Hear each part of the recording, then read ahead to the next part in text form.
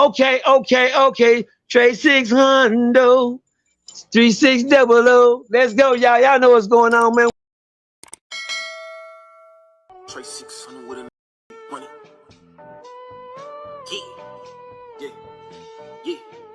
Yeah. Trade 600, 3600. Trade 600, 3600. Trade 600, 3600. Trade 600. Yeah, trade 600 with a nigga. And then I had a story called the Berry story. Shit, let's go. We can go. You want to go with the Berry story? Yeah. Let's go. I don't want to bore y'all, but if y'all keep up with the Berry story, I just named it the Berry story. I got a story. Tales from the Crypt. It's the Berry story. Berry. I came home from prison and I was sent to a halfway house. I'll keep up with this story. I think it's amazing because it happened in my life. I came home from prison. I was in the IPTC. That's called the In-House Prison Therapeutic Community. Yeah, y'all looked it up. It's called the IPTC, In-House Prison Therapeutic Community. Where they give you over $100,000 worth of schooling in 6 months. A place you got to go through in college, you know what I'm saying? And then you leave there, they see it's called a 2-year marriage. I signed up for the 2-year marriage, trying to escape prison, called myself doing something slick. But to make a long story short, I was paroled as a gang member to Sugar Land, Texas, to Central Unit. Yeah, y'all. I was on Central Unit too. Yeah. I went to Central Unit. I did my time on Central Unit, Sugar Land, Texas. When I got ready to leave, upon leave, they paroled me to a halfway. I was like, no, wait a minute, hold on. Everybody go on, get on parole, go back home. Right. They said, not if you're a gang member in Fort Worth. Fuck y'all mean not if you're a gang member in Fort Worth? I'm a gang member in Fort Worth. Well, no gang members allowed back in Fort Worth. They keeping, if you made parole and you was a gang member, you couldn't even go back to Fort Worth in 1996. Mm-hmm. Dang. You have to go to a halfway house or parole somewhere around it. Ain't that some bullshit? Yeah. Dang. That's some bullshit. How you gonna parole me somewhere, goddamn it? I don't got no family nowhere but in Fort Worth. They said, well, you better find something, come on with. They said they're gonna send you to a halfway house. I was a halfway house. Hell no. No, I don't do halfway. I got family I can go home to. Right. But then Fort Worth, you can't go to Fort Worth. Well, to make a long story short, they call themselves paroling me to Midland, Texas. I'll be damned. Look at God. Ain't God something? Yeah. And guess what? The 6 people that went with me on that didn't know nobody in Midland. And guess what? Had I not been from down that way, I wouldn't have knew nobody in Midland.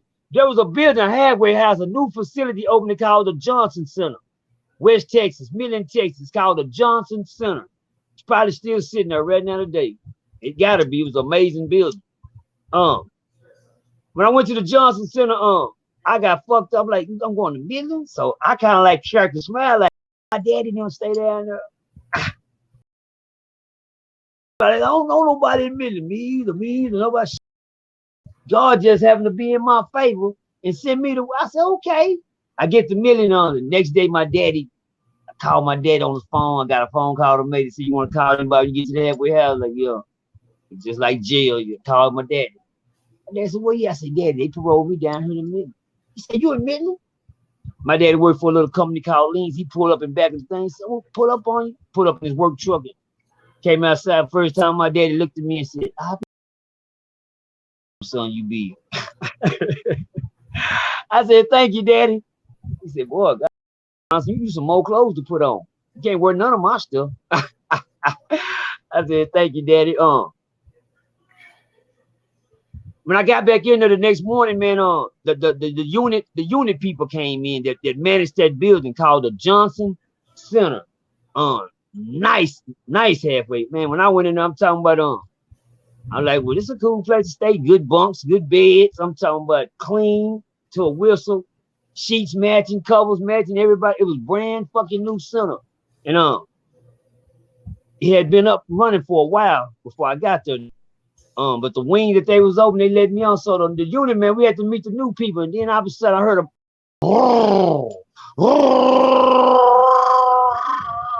pull up. Pipes was bumping so hard, it's like a truck was putting up on side of the gas. It was vibrating everything. It was called a Harley Davidson. Yeah. And I never seen before. I ain't never heard of Harley Davidson. I didn't know a motorcycle could have two pipes on it. God, had two on this side and two on this side, and he put up, he called it a hog. It had big old saddlebags on both sides. The big white boy jumped off of it, took his helmet off, skinhead. I looked at him and said, oh, here goes another one of your racist skinhead. You know, I looked at my sit back and I'm like, just looked at him. Came in, he had the handlebar mustache, come all the way down. He had a vest on, motorcycle jacket vest. I'm like, this white boy was like 6'7", and was filled all the way up. Was a workoutaholic.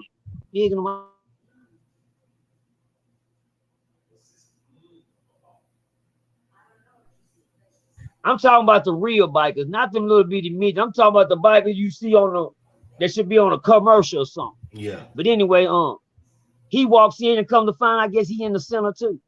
They had inpatient, outpatient, and everything. So when he came in, they said that's one of the unit managers, Barry. That's Barry. I said, oh, he work here? I said, yeah. And anyway, I managed to Barry. Barry was the biggest white boy I've seen. And, you know, I had a little problem with white boys at the time because I learned about racism, something that I didn't know about. And I knew that the way he looked, he was one of them. Couldn't tell me nothing in the world about this. That's one of the white boys. Skinhead, shave his head with the razor, solid meat, handlebar mustache, big in the. He had a look in his eyes that'll tell you ain't shit. He's the unit manager. Oh man. But anyway, when I pulled up, Barry looked at me. He kept doing his mustache like this. And I'm like, white boy keep staring at me. You know what I'm saying? He's staring at me, Trey. Making me uncomfortable. But Barry is used to working with people that come home from prison. Barry is the unit manager. He does the classes. Come to find out, he ain't the unit manager. He's the teacher at the place. Him, the white boy. Oh man, I'm gonna go back to prison. I gotta get out of here real quick. I'm going back to prison. You understand me? The white boy kept staring at me doing his mustache like this, and he never said nothing to me. My first day. When I met him, got on his motorcycle, looked at everybody, came back. He was running the classes. When he came into class the next day, he took his little motor. He had a motorcycle jacket on, a big leather jacket on, and a helmet on. He'd take his helmet. When he took his jacket off, he had his nice jeans on and a nice shirt. You know, he looked like he worked here. He looked like a manager now. Without the jacket. Yeah. So he would teach the classes and evaluate people. I didn't have to deal with Barry because I was upstairs. Upstairs are where the good guys at. You don't have to deal with Barry unless you mess up in the system. You gotta go downstairs. Barry was there to handle the ones that thought that they was bad on the place, that brung prison from prison and tried to bring prison to the halfway house. Barry was there for that, and he was all Barry. He was square business. Yeah. I gotta give him that. Make a long story short, when I was upstairs, I never dealt with Barry. So Barry asked me one day. He only had one question to ask me. He said, what do you do to keep up with yourself like that? I said, I just go into the weight room and work out. He said, I might come up there and work out with you one day. I like, all right, bitch. You know, I was like, all right, cool. White boy might be cool or something. I ain't putting nothing past him. But he can't work out while he at work. He can't work out while he at work, so he would have to get off And if he wanted to work out instead of going to the gym, he might can slide back up here and work out at the little center. And they got up there, they had a nice weight room. So one day I'm in there pumping the weights, and one day the door opened, and it was Barry, the unit manager. Coming in there to work out with me. Had a little muscle shirt on and everything. I said, okay. I said, God, that's a big white boy. He said, what do you do? Like he wanted to work out with me. Like I already told you I was bigger than I just did 6 months. Yeah. It only take me 3 months to get on.